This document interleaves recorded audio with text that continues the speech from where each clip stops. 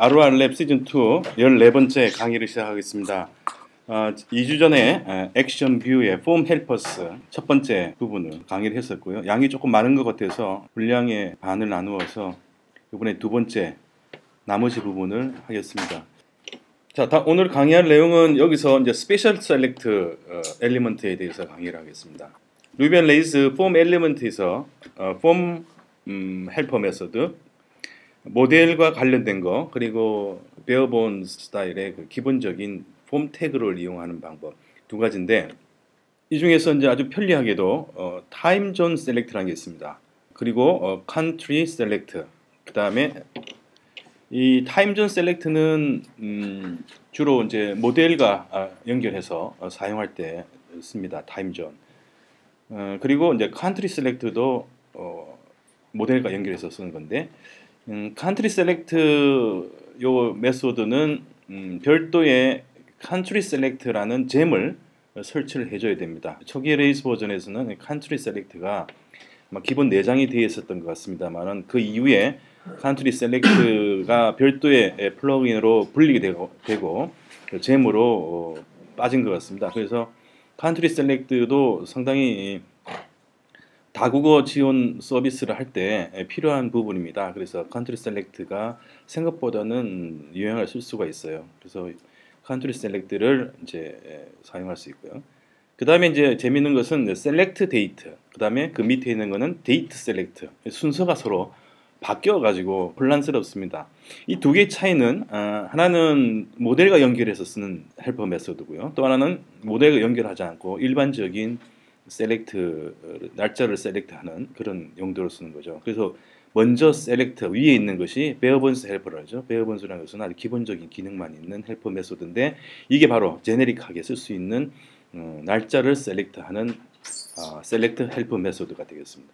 그 밑에 있는 것이 이제 앞에가 데이트가 나오는 것이 데이트 셀렉트가 위에 셀렉트 데이트를 모델 오브젝트와 연결해서 사용할 때 쓰는 헬퍼 메소드가 되겠습니다. 그래서 셀렉트가 뒤에 오는 거, 또 컬렉션 셀렉트, 또 데이트 셀렉트, 컨트리 셀렉트, 타임 존 셀렉트, 어느 정도 이제 일관성이 있는 규칙이 있죠. 그래서 데이트 모델 객체와 연결되는 셀렉트 헬퍼 메소드는 뒤에 끝단에 셀렉트가 온다는 거죠. 그렇게 구분하면 되겠습니다. 앞에 오면 셀렉트가 앞에 오게 되면 제네릭한 그런 셀렉트 헬퍼 메소드다, 구분하시면 되겠습니다. 먼저 그 타임 존을 보겠습니다.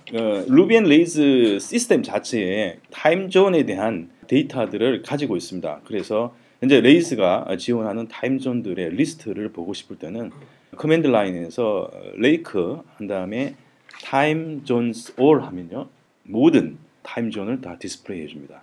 타임 존은 이제 아다시피 UTC에다가 시간을 플러스 마이너스해서 표시해주고, 같은 존에 있는 도시 이름, 주 이름 이런 것들이 리스트업 되어 있습니다. 우리는 이제 UTC 플러스 9시간이죠. 플러스 9에 보면은 서울이 있고요. 서울, 도쿄, 삿포로, 오사카 뭐 이렇게 있죠.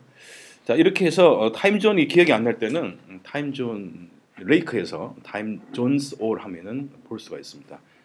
이게 기억하기 어렵습니다. 왜냐하면은 이렇게 그러니까 스트링 문자열로 하기 때문에 확인할 수 있는 방법이 문자열을 알아야 되기 때문에 필요할 때마다 레이크에서 타임 존스 올 하게 되면 알 수가 있다는 겁니다.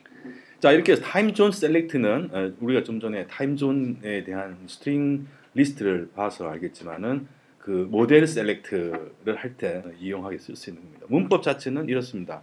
앞에 폼은 이제 그 폼 빌더의 핸들러, 우리가 흔히 이제 폼4를 사용할 때 로컬 변수에 넘겨주는 폼 빌더 핸들러 로컬 변수 값이 되겠죠. 이 f dot 하고 타임 존 셀렉트 한 다음에요. 그 다음에는 이제 모델에 있는 타임 존을 저장할 수 있는 모델 속성 이름, 여기서는 그냥 각계 타임 존이라 해놨습니다. 그 다음엔 어떤 게 있냐면요, 프라이어리티 존에서 타임 존 하면 보시는 바와 같이 이렇게 쭉 리스트업이 나타나는데, 여기 보시면 상단에 구분자가 있고 그 위에 이제 도시들이 이렇게 세 개 보이지 않습니까? 뭐냐면 그 많은 것들 중에 디폴트로 유저들이 쉽게 상단에서 볼 수 있게끔 할 수가 있는 게 바로 프라이어리티 존스라는 겁니다. 그래서 프라이어리티 존스는 두 번째 파라미터로 지정해 줄 수가 있는데, 배열 안에다가 타임존에 대한 문자를 리스트업 해주는데 그 문자는 이미 레이즈의 엔진에 타임존에 대한 문자의 리스트업이 되어 있기 때문에 거기에 대한 배열로 잡아내는 것입니다. 그래서 이것은 이제 액티브 서포트 모듈에 타임존이란 그 배열 안에 포함이 되어 있는 것입니다. 그래서 거기에서 이 서울, 그다음 도쿄, 베이징 이런 거를 입력해 주면은 바로 해시 키로 해가지고 해당 문자열을 잡아내는 것 같습니다. 근데 어쨌든 간에 우리가 여기서 서울, 도쿄 같이 문자열을 우리가 알아야 되기 때문에 타임존 이름을 모르게 되면 이걸 지정하기도 좀 어렵게 되는 거죠. 근데 그때는 아까 말한 것처럼 커맨드 라인에서 레이크 타임존스 all이라는 명령을 해가지고 내가 원하는 타임존의 이름들이 문자열로 어떻게 되는지 알 수 있게 하는 것이고요.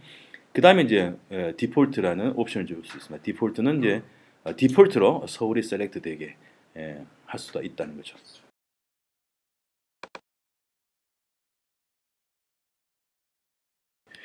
자, 이렇게 해서 타임존 셀렉트를 이제 모델과 관련돼서 할 수 있고요.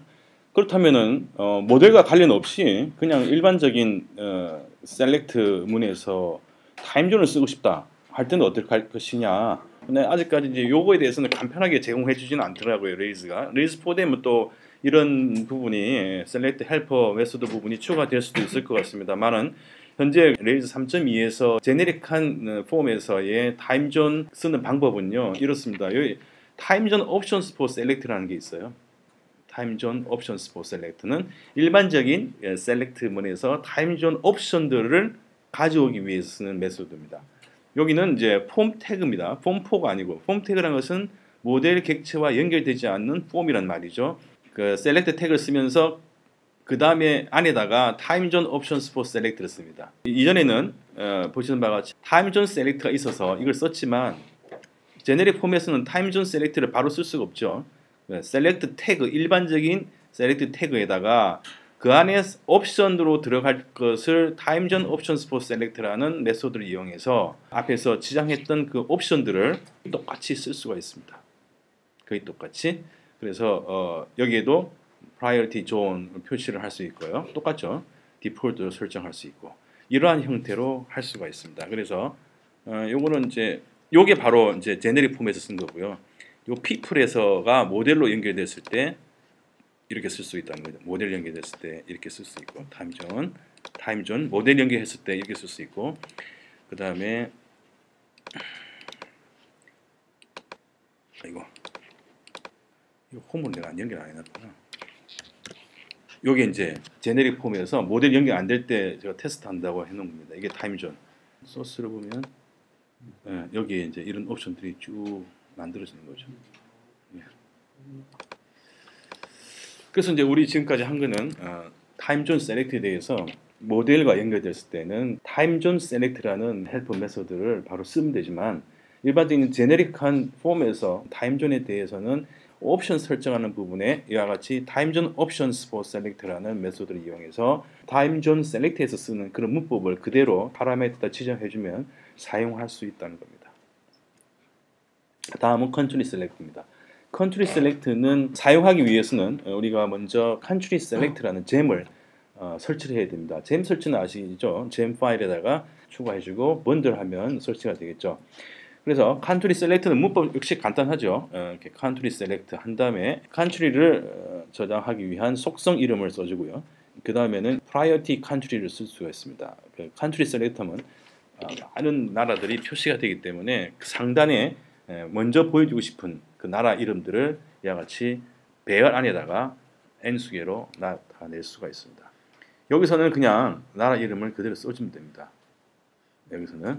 여기는 아까는 액티브 서포트 해가지고 타임존 해서 거기서 키 값을 불러왔지만 여기서는 바로 문자열로 쓰더라고요. 브레이크로 있겠네요.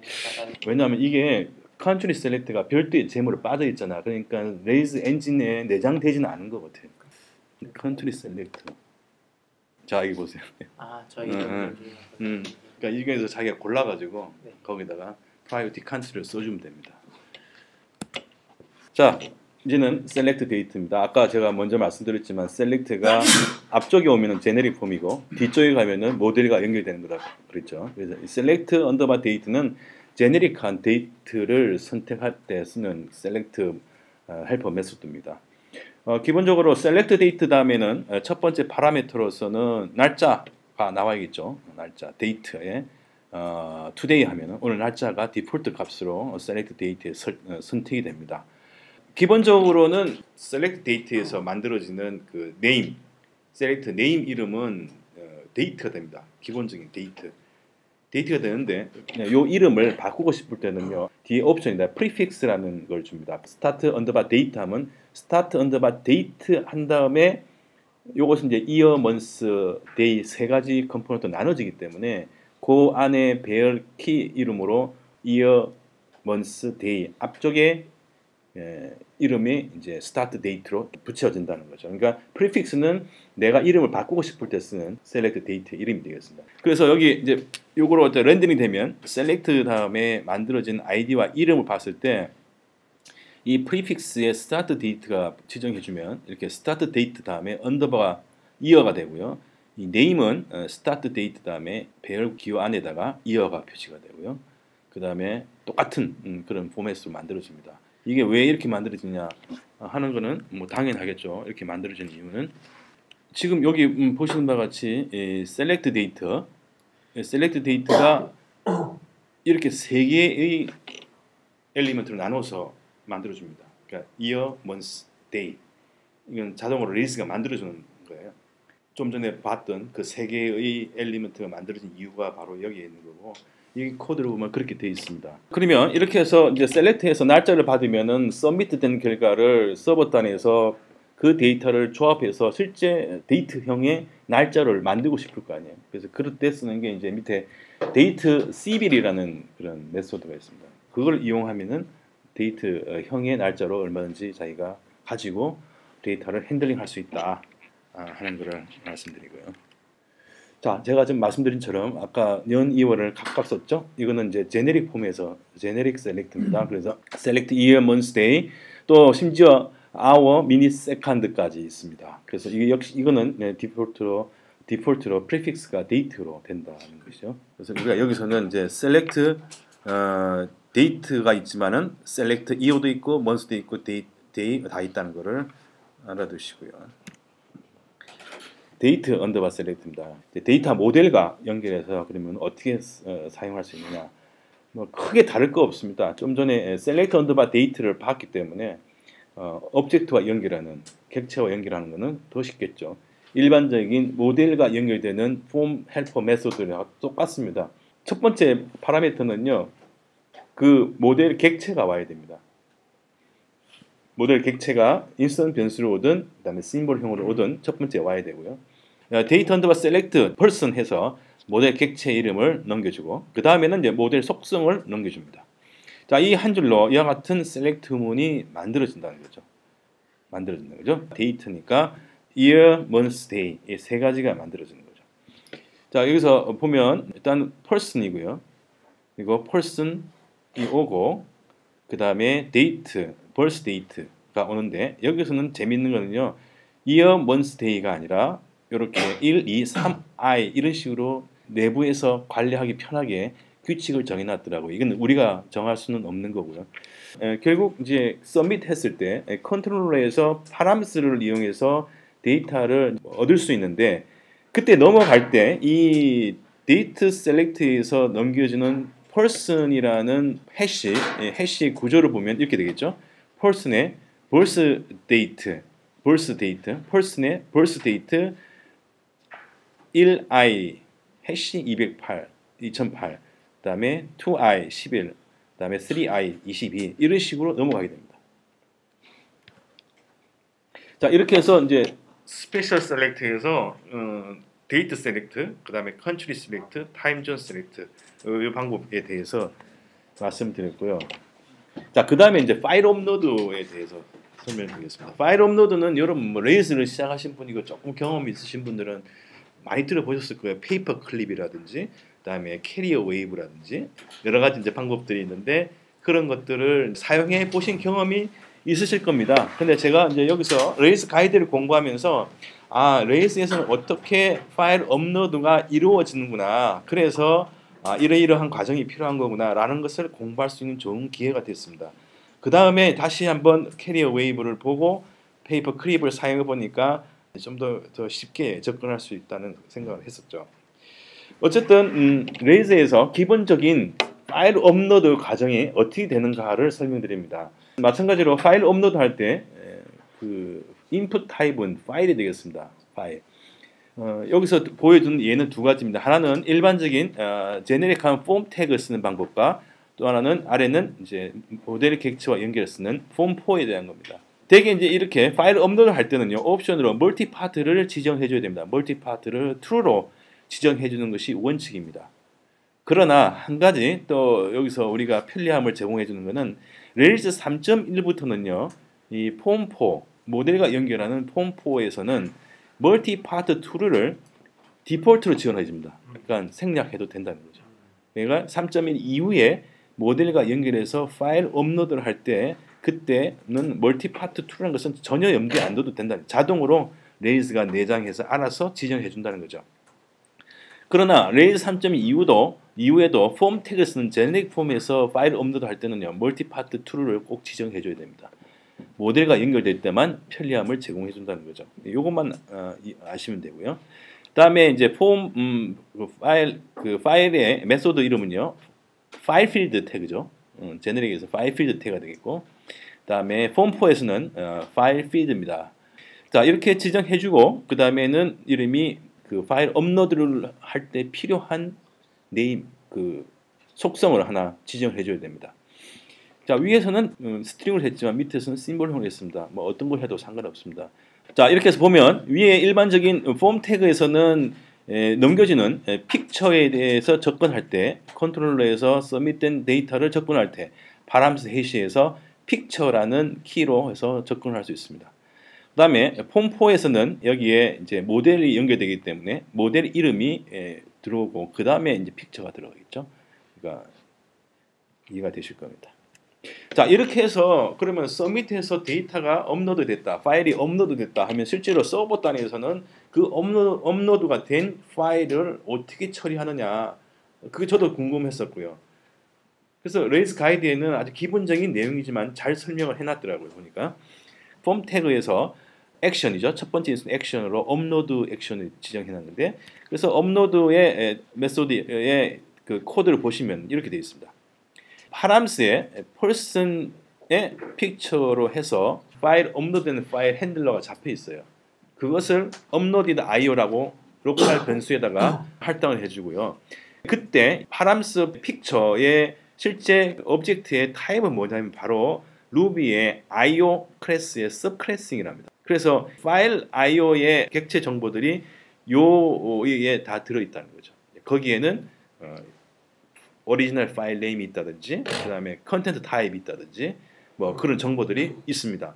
그래서 그걸 이용해서 이제 파일을 일단 임시로 그 서버 단의 임시 폴더에다가 업로드 해놓고 그 업로드되는 파일을 가지고 원하는 위치에다가 복사해 넣는 그런 로직으로 코드를 구성을 했더라고요. 그래서 여기 밑에 보시면 바로 알 수가 있습니다. 일단 raise.root 하면요, raise의 어플리케이션의 루트 위치를 이야기하는 거죠. 거기에다가 퍼블릭 디렉토리에다가 업로드 디렉토리를 만들어서 거기에 지금 받은 업로디드 IO의 오리지널 파일 네임을 지정해서 파일을 핸들을 열고, 이때 레이스 가이드에는 그냥 라이트 모드 W만 돼 있더라고요. W만 되면 파일이 업로드 안 되더라고 해보니까. 바이너리로 라이트를 해야 되더라고요. 그래서 이 지정을 W가 아니라 WB로 지정해 주니까 업로드가 되더라고요. 그래서 이게 아니고 WB로 모드를 지정한 다음에 파일을 열고 그 다음에 업로디드 IO를 파일을 핸들을 읽어가지고 파일 라이트를 해주게 되면은 요 위치, 퍼블릭 업로드 위치에 그 파일이 저장이 되더라고요. 그래서 이거를 제가 올려놨죠, 유튜브에. 네, 예, 보셨죠? 네. 예. 결국 레이스 프로젝트 개발할 때는요, 저는 캐리어 웨이브를 권하고 싶어요. 예, 페이퍼 크립보다는 캐리어 웨이브가 훨씬 더 아주 유연성을 더 보여줍니다.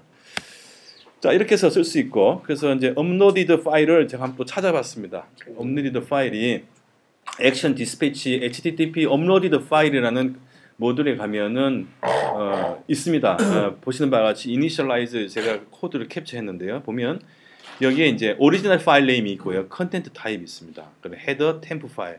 즉 아까 말씀드렸지만 템프 파일이 있는 것은 일단 업로드를 서밋을 하면 그 파일이 서버의 임시 파일에 템프 파일로 올라갑니다. 예, 올라가서 거기서 이제 아까 말씀드린 대로 그런 로직에 의해서 템프 디렉토리에 있는 파일을 자기가 원하는 위치에 원하는 파일 이름으로 저장을 시켜준다는 거. 그 로직이더라고요. 그래서 실제 이제 그 콘솔에서도 파일 업로드 된 거를 보면은 요 내용이 그대로 다 표시가 됩니다. 여기 보시면 템프 파일에 파일 루트 파일 폴더스 바로 여기에 임시로 저장이 되더라고요.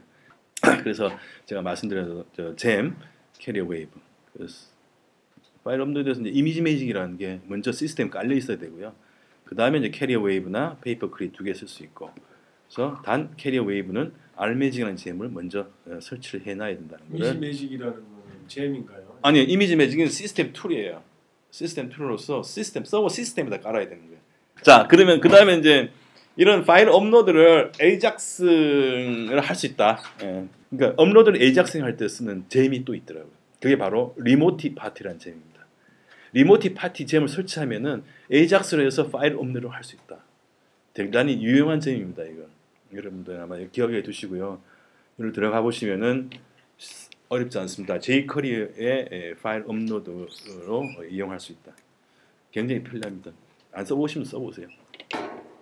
자, 그 다음에는 제가 이따가 이제 시간이 되면은 이거 실제 코딩하면서 같이 작업을 해볼까 하는데, 이게 이제 폼 빌더를 커스터마이징 하는 겁니다. 레이즈 캐스트에 물론 이제 프로 버전이라서 그냥 가입 안 하신 분들은 유료 버전을 쓰지 않으신 분들은 못 보겠지만, 일단 레이즈 캐스트에 그 가면 그 라이언이 아주 설명을 잘 해놨어요. 그 폼 빌더를 자기한테 맞게끔 커스터마이징하는 방법에 대해서. 자, 여기서 우선 설명을 위해서 일단 그 여러분 다 하시는 것과 같이 레이스 제너레이트 스카폴드 이용해 가지고요. 일단 포스트 하나 만들어 보겠습니다. 포스트 타이틀하고 컨텐트 텍스트 하고요. 어서를 뭐 이름 하나 만들어 놓고 뭐 대충 이렇게 하나 해놓고요. 그다음에 DB 마이그레이트를 해가지고, 그리고 퍼블릭에서 인덱스를 지워버리고요. 레이스 4에서는 이 인덱스 HTML이 없어졌대요. 예, 그래서 이거 어디서 만드느냐? 레이스 백단에서 만들어서 렌더링해서 보여준대요. 그러니까 이제는 퍼블릭 인덱스를 지우는 작업을 이제 안 해도 된다. 레이스 4에서는. 라우팅에서 루트를 바꿔버리죠.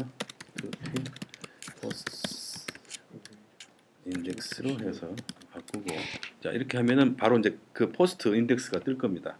지금 이제 이 폼이 만들어졌잖아요. 이 폼은 자, 이와 같이 보이죠.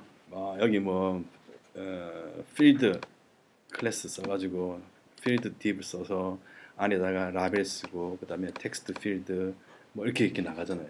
밸리데이션 에러 나오면 이렇게 긴 코드가 필요하고. 자, 이런 거를 갖다가 쉽게 어떻게 바꿀 수 있느냐 하면은 그냥 f error underbar messages 한 줄로, 그 다음에 밑에 이것도 다 없애버리고 요 부분 있죠? 요 한 줄, 요 한 줄, 요 한 줄, 그 다음에 요 한 줄만 하나, 둘, 셋, 넷, 다섯 줄만 딱 써가지고 똑같이 구현할 수 있어요. 그게 바로 폼 빌더를 커스터마이징 하는 방법이에요. 결국은 여기에 우리가 폼4가 만들어주는 것은 결과적으로 폼 빌더 객체를 만들어주거든요. 그 객체의 값이 요 F로 넘겨지는 겁니다. 그래서 이 폼 빌더의 그 인스턴스 객체를 이용해서 그 인스턴스 객체가 쓸 수 있는 헬퍼 메소드들이 바로 라벨, 텍스트 필드 이런 것들이란 말이죠. 그러니까 결과적으로 폼 빌더를 상속받아서 폼 빌더에서 이 각각의 메소드들을 재정의해주면, 오버라이드 해주면 가능하겠죠. 그런 식으로 구현을 합니다. 그래서 그거를 제가 강의 끝나고 시간이 되면 12시 전까지 시간이 되면 그걸 빨리 같이 한번 코딩 해보면은 굉장히 유익할 것 같습니다. 시간이 안 돼서 한번. 예. 그렇게 해서 지금 이제 제가 지금 말씀드리는 폼 빌더를 커스터마이징 하는 방법은 두 가지가 있습니다. 하나는 우리가 여러분 잘 아시는 헬퍼 메소드를 이용해서 아예 위에 라벨, F 라벨, F 텍스트 필드 이렇게 쓴 것처럼 한 거를 아예 별도의 그 헬퍼 메소드에다가 한 줄짜리 바꿔버리는 거죠. 뭐냐면 이렇게 텍스트 필드 with 라벨 해가지고 뒤에 폼 핸들을 쓰고 이런 식으로 이걸 어디다 구현하느냐? 바로 여기 앱에 보면은 헬퍼스 있죠? 헬퍼스 디렉토리에 어플리케이션 헬퍼에 여기다가 요 텍스트 필드 with 라벨이라는 헬퍼 메소드를 거기다 구현해 줍니다. 예. 어떻게 구현해 주냐? 이따가 같이 설명을 드릴게요. 자, 이렇게 해서 별도의 헬퍼 메소드를 만들어 가는 방법이 있고 또 하나는 아예 아까 말씀드린 대로 폼 빌더 클래스를 서브클래싱해서 필요한 메소드들을 오버라이딩하는 그런 기법을 해가지고 하는 방법이 바로 요 밑에 있습니다. 요 방법. 요 방법은 제가 같이 코딩을 하면서 하면은 정말 재밌습니다. 그게 도움이 될 것 같고요. 자, 그 다음에 이렇게 폼 빌드를 커스터마이징 했을 수 있는 것은 아주 여러 가지로 많이 나와 있습니다. 그래서 루비 툴박스에 가서 사실은 이 폼 빌드라는 카테고리에 들어가 보면은 제일 많이 쓰는 게 또 오래됐고요. 뭐죠? 이 폼 테스틱이라는 점이 있습니다. 폼 테스틱을 사실 오래돼서 많이 쓰고 있는 것 같고 최근에 보면은 심플 폼을 또 많이 쓰는 것 같아요. 심플 폼이 아주 급상승하고 있고요. 뒤늦게 나왔지만 그 다음에는 사실 전 안 써봤습니다. 나머지는 사실 폼 테스틱도 초창기 한번 쓰다 그다음 바로 심플 폼 넘어갔는데 심플 폼을 왜 제가 좋아하냐면은 이거는 최근에 나온 부스트랩 또 최근에 부스트랩이 다음에 또 파운데이션 3라는 또 스타일링 디자인 프레임워크가 나왔어요. 이 두 가지를 가지고 컨비네이션해서 쓸 수 있어요. 그러니까 아예 심플 폼에서 옵션에다가 부스트랩, 옵션에다가 파운데이션 이걸 지정을 해줄 수가 있어요. 지정하면 심플 폼이 설치가 되면서 그 다음에 제너레이터가 만들게 되는 폼이 바로 이렇게 부스트랩이나 파운데이션 스타일링을 맞춰가지고 딱 만들어요. 굉장히 편리하더라고요. 그래서 이거를 레이스를 기본적인 공부하고 나중에 실제로 이제 서비스를 위한 프로젝트를 준비할 때는 심플 폼을 이용하면 굉장히 나중에 코드 관리라든지 이런 부분이 굉장히 편할 거라고 생각이 됩니다. 그래서 심플 폼도 한번 나중에 시간 되시면 고려해 보시고요. 또 실제로 심플 폼도 쓰고 계신 분도 계실 겁니다만 굉장히 도움이 될 겁니다. 자, 그러면 다음은 이제 파람스 이름 붙이는 방법. 파람스를 쓰는 방법. 파람스라는 것은 해시입니다. 파람스는 어디에 등장하냐면은 우리가 폼을 통해서 데이터를 서밋하게 되면 결국 우리는 이제 레이즈 프로젝트에서는 컨트롤러의 액션에서 그 넘어온 데이터를 가지고 작업을 해줘야 됩니다. 특히나 이제 서밋을 하니까 크리에이트나 그다음에 업데이트 두 개의 액션에서 데이터를 작업하게 되겠죠. 그때 이제 우리가 넘어온 데이터를 컨트롤러에서 특히 이제 컨트롤러 액션에서 데이터를 작업할 때 넘어온 것을 어떻게 불러오느냐 하는 방법에 대한 겁니다. 레일즈에서는 그것을 파람스라는 해시로 해서 다 데이터를 관리를 해줍니다. 파람스는 이제 말씀드린 바와 같이 해시이기 때문에 해시 형태의 구조화된 데이터를 가지고 작업을 하게 되는데 그림에서 보시는 바와 같이 이렇게 대개 우리가 이제 폼4를 이용해서 모델 객체를 넘겨줘서 그 모델 객체에 대한 데이터를 입력한 다음에 그 다음에 서밋을 하게 되겠죠. 그러면 서버 단위 넘어갈 때는요, 이 현재 모델 객체의 이름이 파람스 해서 심볼로 잡아낼 수 있습니다. 그리고 요 안에는 폼에서 넘겨준 데이터들이 요 파람스 펄슨이라는 해시 안에 또 해시 구조 형태 또는 일부는 배열이 들어가 가지고 있죠. 이 구조를 우리가 쓰면 되는데 그 구조 하나하나에 대해서 신경 쓸 필요가 있냐? 없습니다. 우리는 그냥 그 구조에서 해시 구조에서 필요한 속성과 이름이 똑같단 말이죠. 그게 이제 단지 심볼로 키를 넘겨주면 되기 때문에 그렇게 쓰기만 하면 된다는 거죠. 그래서 이제 해시의 기본 구조는 두 가지가 있습니다. 주로 이제 해시 형태의 구조고, 그다음에 일부에서는 이제 어레이가 또 사용되기도 합니다. 그래서 기본 예를 들자면 지금 input 엘리먼트에서 보면 일단 person name, 그다음에 person name 이런 식으로 이제 렌더링하면 이렇게 되겠죠. 텍스트 밸류는 햇님 이렇게 됐다고 했을 때 이때 이제 서밋을 하게 되면은 이 파람스 해시에 넘어가는 데이터는 어떻게 되냐면은 이 person 객체가 이렇게 키로 들어가고요. 그 키에 해당되는 속성들이 속성별로 또다시 하부 해시 구조 형태로 이렇게 구조화돼 가지고 만들어집니다. 그럼 우리가 여기서 펄슨 객체의 이름이라는 속성을 값을 얻고 싶다 할 때는 이와 같이 펄슨에다가 파람스에다가 펄슨을 해주면 펄슨에 해당되는 데이터를 해시로 받을 수 있고 또 네임을 얻고 싶을 때는 거기 아래에다가 다시 또 네임 속성을 지정해줘서 이렇게 하부 이렇게 레벨을 내려가면서 데이터를 불러올 수 있다는 거죠. 이렇게 접근을 할 수가 있다. 말씀드린 것처럼 이렇게 얼마든지 이 해시 구조는 무한대로 네스팅이 됩니다. 계속 네스팅이 될 수 있다는 거죠. 또 하나 예를 들면 이 인풋에서는 보세요. person underbar address underbar city 이렇게 3단 구조로 되어 있죠. 3단 구조로 되어 있고 그리고 person 객체에 어드레스 주소가 있는데 그 어드레스 주소에 그 또 하부 city라는 또 속성이 있다. 그랬을 때의 이 파람스의 해시 구조는 어떻게 되겠는가? 어렵지 않죠. 이 단계 내려갈 때마다 해시 하부 레벨로 내려가면 된다는 거예요. person, address, city 이렇게 해서 결국 유효 값을 우리가 만들어낼 수 있다는 거죠. 결국 이것은 파람스에서 파람스 그다음에 person 그다음에 또 배열 안에다가 address 또 배열 안에다가 city 이런 식으로 해서 city의 값을 얻을 수가 있다는 거예요. 그다음에 이제 그 파람스의 그 해시를 쓸 때 특징적인 게 있습니다. 레일스에서는 일단은 이렇게 인풋 엘리먼트에서 네임 이름이 계속 중복이 돼서 입력하게 되면은 그 하나의 배열로 해서 배열 안에 엘리먼트로 누적을 해줍니다. 지금 보시는 바와 같이 똑같은 이름에 3개의 인풋을 썼단 말이에요. 그러면 이 끝에다가 이렇게 빈 어레이 기호를 쓴단 말이에요. 안에 아무것도 없이 그냥 그 꺽쇠 2개를 써가지고 똑같은 이름을 하면은 이 각각이 요것이 배열 엘리먼트로 하나씩 작동을 합니다. 그래서 person phone number가 배열이 되고 그 안에 입력한 3개의 값이 엘리먼트로 들어간다는 거죠. 이거는 자동화돼 레이즈가 자동으로 해준다는 겁니다. 우리는 해줄 것이 이렇게 빈 배열 기호만 써주고서 n수로 계속 써줘도 된다는 거죠. 결국 우리 각각의 엘리먼트는 어떻게 접근이 되느냐 하면은 여기에 키 값이 들어가게 됩니다. 자동으로 들어가게 됩니다. 그래서 파람스 person의 phone number라고 불러오게 되면은 그 불러온 그 타입은 array가 된다는 거죠. 그 array 안에는 인풋했던 내용들이 이렇게 나란히 배열 요소로서 우리가 접근을 할 수 있게 된다. 그래서 중복된 파라미터는 배열로 둔갑된다. 이렇게 되는 거죠. 그러면 지금까지 해시와 어레이를 했는데 주된 것이 해시 구조고 그 다음에 일부 이렇게 중복된 이름인 경우에는 어레이 요소를 또 일부 쓸 수도 있다. 2개를 짬뽕해서 쓰는 방법이죠.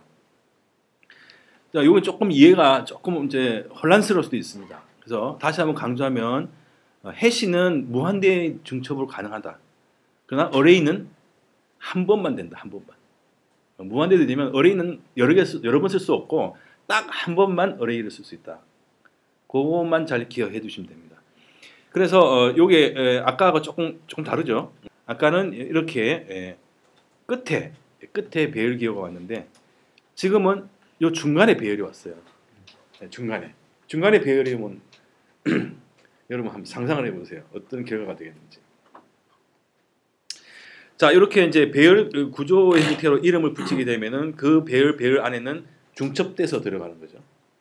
그러니까 중첩돼서 들어가고 이렇게 라인 1, 라인 2, CT 하면은 각 해당 어레이 구조, 어레이 엘리먼트에 대한 또 하부 속성들이 된다는 거죠. 그럼 이렇게 하면 여기에 배열 번호가 여기 들어가는 겁니다. 나중에. 결국 이제 파람스 어드레시스 하면 여기 배열이니까 뭐가 있습니까? 여기 배열 기호가 들어가고 그 안에 해시 구조로 해서 하나의 레코드에 대한 속성들이 이렇게 해시 구조로 보이게 된다. 레이스 하면서 이거 전혀 몰라도 돼요. 전혀 몰라도 돼요. 걱정할 필요가 없습니다. 이런 구조로 가는구나라고 하는 것만 이해만 하면 돼요. 실제로 이제 폼 태그를 쓸 때, 폼 4를 쓸 때 이거 하나도 몰라도 돼요. 전혀 문제 없습니다. 자, 그다음에는 그 해시 파람스를 실제 이제 그 폼 헬퍼스 폼 4하고 쓸 때 그때 이제 어떤 식으로 쓰느냐 하는 거에 대한 것입니다. 좀 전에 이제 배열 꺽쇠 기호 그냥 쓰게 되면은 배열 구조 형태로 데이터를 네스팅 한다고 제가 설명을 드렸는데, 자, 여기 이제 보시면은 이제 이러한 게 있습니다. 폼 4를 쓸 때, 폼 4를 쓸 때 여기 잘 보시면은 폼 4에서 쓰는 펄슨은 어드레스라는 모델과 일대다로 연결됩니다. 이 코드를 보면 일대다로 연결돼 가지고 그 어드레스가 하나든 두든 셋이든 n개 정도의 개수가 있을 때 각각에 대해서 주소의 그 city를 보이게 하는 폼이죠. 여기 보시면은 보세요. 이 펄슨이 주소들이 있는데 주소 각각의 객체에 대해서 블록을 넘겨줘 가지고 뭘 만드냐면 각각에 대해서 또 폼 필드를 만드는데 그때는 중첩 폼이기 때문에 fields4라는 헬퍼 메소드를 쓰게 됩니다. 그래서 각각의 주소에 대해서 그 city라는 필드를 만들어주는 그 코드가 됩니다. 똑같은 주소로 해서 city가 계속 반복돼서 나오잖아요. 만약에 여기 5개의 주소가 있다면은 각각에 대해서 다 어드레스고 다 city예요. 똑같이 각각 city 어드레스 아까 설명드린 내용이 여기 반영이 되는 겁니다. 어드레스 city가 계속 나올 거 아니에요. 그러면 뭡니까? 중복되는 이름은 레이즈는 그 다음을 배열로 처리한다고 했잖아요. 그죠? 그러면 끝에가 어떻게 붙냐면은 만들어진 거 보면은 여기서는 지금 인덱스라는 걸 썼기 때문에 그런데 인덱스를 안 쓰게 되면은 요 person, address, city 그 다음에 23 이렇게 바뀌게 돼요. 이게 순서가 이렇게 보이게 되면은 약간 구조를 이해하기가 어렵게 되잖아요, 그죠? 차라리 address 23번에 그 레코드의 city 속성 이렇게 해야지 우리가 이해하기가 쉽지. 그냥 address city 23 하면 딱 얼핏 봤을 때 이해하기가 좀 어렵잖아요. 그러니까 얘네들이 어떻게 했냐면 여기다가 인덱스 옵션이라는 걸 줬어요. 그래서 인덱스 옵션을 줘가지고 이 인덱스 옵션에는 뭘 쓰냐면은 여기서 넘겨받은 모델 객체를 여기다 넘겨주게 되면은 모델 객체의 ID 값이 인덱스로 쓰게 된다는 거예요. 이 말은 뭐냐면 그 중간에 그러니까 어드레스하고 CT 그 사이에다가 인덱스 번호로서 어드레스 ID를 삽입시켜라 이 뜻입니다. 그렇기 때문에 만들어지는 걸 보면은 어드레스와 CT 그 사이에 바로 어드레스의 그 ID 번호 23이 이렇게 바뀌게 되는 거죠. 그럼 이렇게 바뀌면은 결국 해시 구조는 어떻게 되냐면 이렇게 되는 겁니다. person 그다음에 name 어드레스인데 그 어드레스는 person의 has many 관계로 연결되어 있는 구조거든요. 그러면 어드레스에 뭡니까? 키가 23번 키, 45번 키, 23번 키의 시티는 파리다. 45번 키의 시티는 런던이다. 이런 식으로 되는 거죠. 근데 이걸 다 어떻게 머릿속에 그리면서 코딩하느냐 전혀 신경 쓸 필요 없습니다. 이건 전혀 이렇게 흘러간다는 것만 알면 됩니다. 그래서 레이즈는 어떻게 이제 이런 구조를 갖고 있고 로즈를 갖고 있는데 어떻게 하고 있냐면은 이렇게 놨습니다. 이제 좀 전에 본 내용이 똑같고요. 여기서는 이제 fields4에서 fields4는 그냥 그 폼4하고 똑같다고 생각하시면 돼요. 단지 이제 중첩 폼에서 쓰는 폼4다 이렇게 생각하시면 돼요. 그러니까 fields4에 대해서 person, address, primary 이렇게 이름을 메소드 이름을 정해서 넘겨줬어요. 이 구조는 해시 구조에서 person, 해시 구조의 address 또 아래 primary 이렇게 되겠죠. 자, 그러면 여기서 인덱스를 어드레스를 줬어요. 그리고 그 안에다가 CT 속성을 줬는데 그럼 어떻게 되겠습니까? 요 primary하고 CT 그 사이에 어드레스의 ID가 요 안에 박히게 되겠죠. 이런 구조로 해서 렌더링 돼서 만들어진다는 거죠. 근데 이렇게 인덱스를 지정하고 싶지 않다 하면은 똑같은 결과를 낳는 것은 이걸 빼버리고요. 이 끝에다가 이렇게 배열 기호를 빈 배열 기호를 써주기만 하면 똑같은 결과를 보인다는 거죠. 자기는 뭘 쓰냐 선호도에 따라서 강견한 걸 좋아하니까 후자가 더 좋겠죠. 자, 이렇게 돼서 만들어지는 거 보면 이렇게 됩니다. 저 네임 보면요, person, address, primary 요 사이에 인덱스 번호 들어가죠. 그러니까 primary의 ID 값이 들어갑니다. 그 다음에 CT 이런 식으로 만들어진다는 거죠. 자, 때로는 이럴 수가 있습니다. 때로는 우리가 그 폼4 또는 폼 태그에 그 액션 경로를 지정할 때 어플리케이션 내부에 있는 액션 메소드가 아니라 외부에 있는 별도의 API에 접속하고 싶을 경우가 있어요. 예를 들어서 뭐 결제 페이팔 같은 데 페이팔 결제한다든지 뭐 이런 거 할 때 그랬을 때 이제 쉽게 할 수 있습니다. 여기서 폼 태그에다가 이렇게 첫 번째 오는 게 액션 패스라고 했죠. 액션 패스. 액션 패스에다가 그 해당 URL을 써주면 됩니다. 이와 같이. 여기가 페이팔이면 페이팔의 API 그 URL을 여기다 써주면 되죠. 그 다음에 때로는 이제 오센티시티 토큰이 필요할 경우가 있습니다. 그때는 이제 여기다가 오센티시티 토큰을 해가지고 그쪽에서 요구하는 키 값을 여기다 넣어주면 되는 거죠. 자, 때로는 또 오센티시티 토큰 자체가 필요 없는 경우가 있습니다. 이것 때문에 데이터가 못 날아가는 경우가 있어요. 이때는 오센티시티 토큰을 false를 써주게 되면은 무리 없이 돌아갈 수 있다는 거죠. 자, 이렇게 해서 외부 리소스에 대한 연결도 쉽게 할 수 있다. 이것은 이제 그 폼 태그에 대한 것이고, 또 폼4에 대한 것도 똑같습니다. 단지 모델과 연결된다는 그 차이뿐이지, 실질적으로 쓰는 방법은 폼 태그나 폼4나 이런 외부 리소스 연결하는 방법은 똑같아. 그래서 여기서 한 가지는 오센티시티 토큰을 제작할 것이냐 말 것이냐, 요거만 이제 알아두시면 된다는 거예요. 자, 그다음 이제 이게 거의 마지막인 것 같고요. 그 컴플렉스 폼, 이거는 중첩 폼입니다. 중첩 폼. 요건 이미 또 제가 또 유튜브 2개나 올려놨고요. 중첩 폼이라 하면 두 가지를 생각할 수 있죠. 하나는 1대1로 has one 관계로 연결되는 거, 또 1대4로 연결되는 거, has many로 연결되는 방법 두 가지가 있습니다. 그래서 제가 유튜브에다가 has one 관계로 연결되는 거, 그다음에 has many 연결되는 거 두 개를 올려놨습니다. 그래서 그거 보시면은 정말 쉽게 구현할 수 있어요. 그러니까 뭐 아주 자질구레한 코드 필요 없어요. 딱 3줄 정도만 추가해주면 됩니다. 그러니까 하나는 말로 설명하자면은 accept nested attributes for라는 메소드를 하나 쓰고, 그 메소드는 가상 속성을 만들어줘요. 자동으로.